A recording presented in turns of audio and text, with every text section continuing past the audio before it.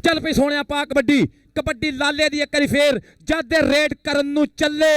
धरती एदा भार ना चले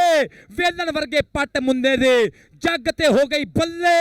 बल्ले बस जवेद हाय जी जाफिया कहंदा हाय जाफी भी कहंदा एवें नहीं मैदानां दी मैं खाक पिया छां। इस जाफी दी याद मल्ली साहब आए ने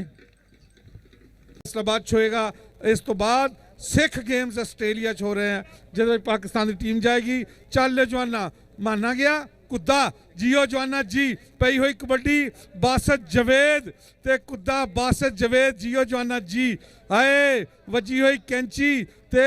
गल्लां करदियां सौखियां ते औखे पालन बोल मैं हाड़ा पानी है रब दा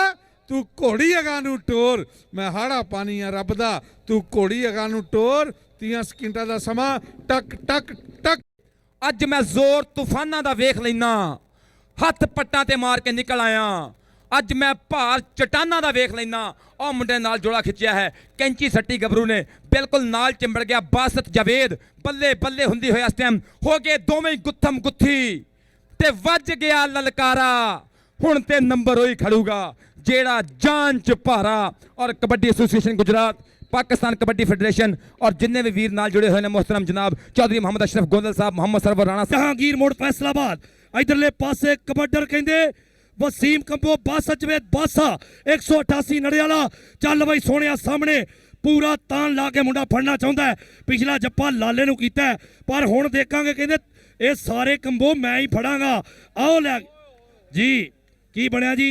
पॉइंट जापी दा ऐ ईमान वाले भी गुज्जर दुध अपने घर पानी लोकां घर